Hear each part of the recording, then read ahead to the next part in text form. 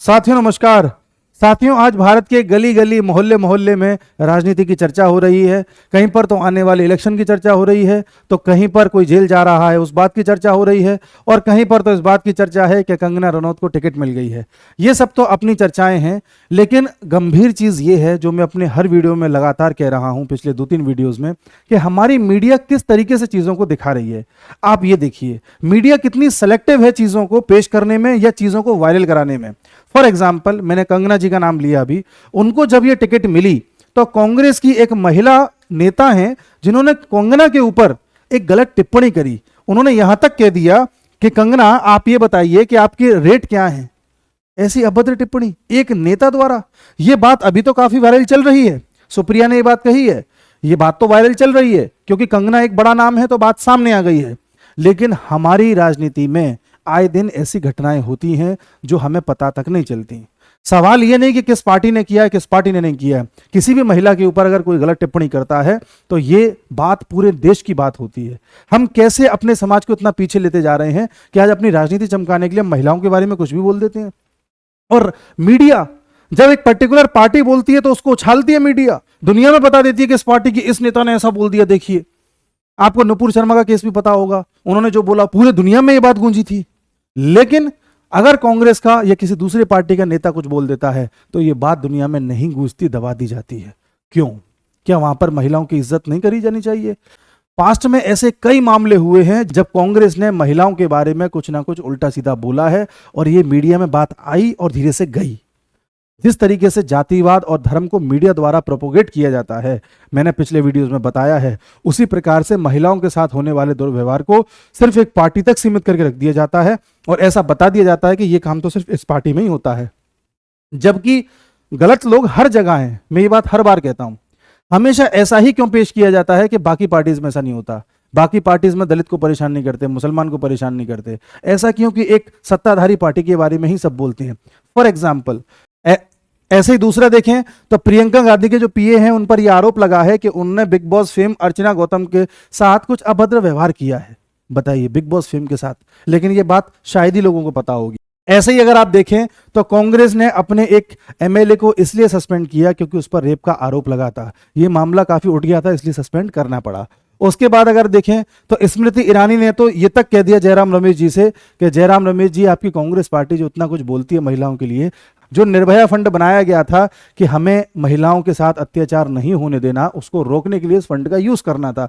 लेकिन आप हैरान होंगे, यूपीए सरकार ने इस फंड का 1 रुपया भी इस्तेमाल नहीं किया। 1 रुपया भी। या तो देश में रेप या कुछ घटनाएं ऐसी हुई नहीं है उस दिन के बाद से, और या फिर इन लोगों का ध्यान ही नहीं है। इन लोगों का नेचर है ऐसा कि ये लोग इन चीजों को ज्यादा मानते ही नहीं है। इनका मानना है कि ठीक है, इट्स फाइन। एक जमाना था हमारे देश में, नेता लोग कह देते थे अरे कोई बात नहीं, लड़कियों के साथ लड़कों ने छेड़छाड़ कर दी तो क्या हो गया, युवा हैं, गलती हो जाती है, ऐसे बोल देते थे कुछ नेता। आप हैरान होंगे। ऐसे ही अगर आप देखें तो आसाम में एक नेता को कांग्रेस से इसलिए बाहर कर दिया गया क्योंकि इस नेता ने यह कहा कि मेरे साथ दुर्व्यवहार हो रहा है, इसकी कुछ जांच करी जाए। इनको बाहर कर दिया गया। ये पिछले कुछ महीनों से राहुल गांधी जी से ये गुहार लगा रही हैं कि कैसे भी हमसे एक बार मिल लीजिए और हमारी बात सुन लीजिए। हमको आपने पार्टी से निकाल दिया, लेकिन हमारे साथ जो दुर्व्यवहार हो रहा था उस पर तो आप बात कर लेते। और राहुल गांधी निकाल रहे हैं न्याय यात्रा। इस महिला नेता को राहुल गांधी ने 5 मिनट क्या 1 मिनट तक का टाइम नहीं दिया ये सुनने के लिए कि आपके साथ क्या गलत हुआ है, बताइए। ऐसे हमारे देश में लोगों को बेवकूफ बनाया जाता है न्याय यात्रा के नाम पर। ठीक है। ऐसे ही अगर आप देखें तो एक बहुत फेमस केस था 1995 का। एक कांग्रेस का ही नेता था, उसने अपनी वाइफ की पहले हत्या की, उसके बाद उसे तंदूर में भून दिया था। इतना भयानक दर्दनाक घटना थी वो।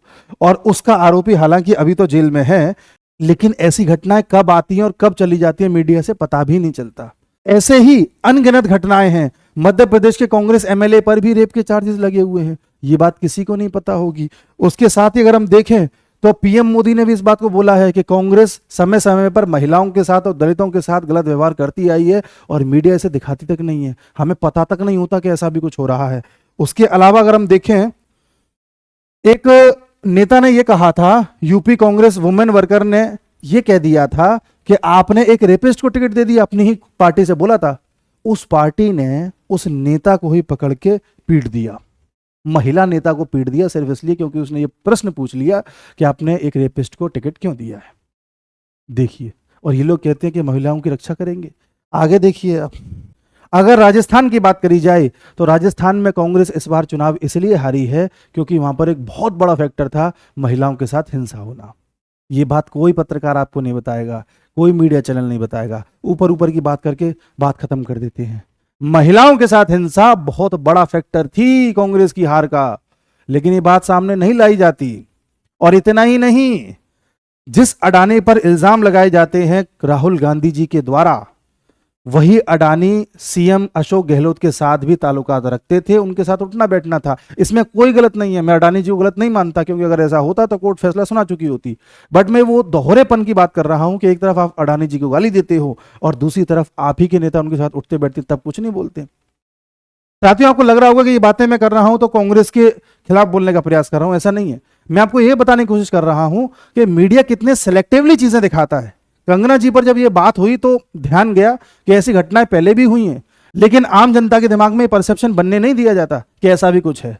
परसेप्शन बनाया जाता है सिर्फ एक पार्टी के प्रति कि यही पार्टी है महिला विरोधी, दलित विरोधी, मुसलमान विरोधी, सब विरोधी, वो एक ही पार्टी है जो अपना इंस्टांस क्लियर रखती है। मैं मानता हूं उस पार्टी में भी गड़बड़ नेता है, उस पार्टी में भी कुछ नेता खराब हैं जिन पर चार्जेस चल रहे हैं, ये भी बात सही है। और बीजेपी को भी चाहिए कि अपने उन सभी नेताओं को हटा दे जिन पर किसी भी तरह के आरोप हैं, वो भी गलत है, मैं उसका समर्थन नहीं कर रहा। बट सवाल ये नहीं है कि कौन अच्छा कौन बुरा, सवाल ये है कि जब दोनों ही बुरे हैं तो दोनों की बुराइयां क्यों नहीं दिखाई जाती, ये सवाल है। फैसला आपका।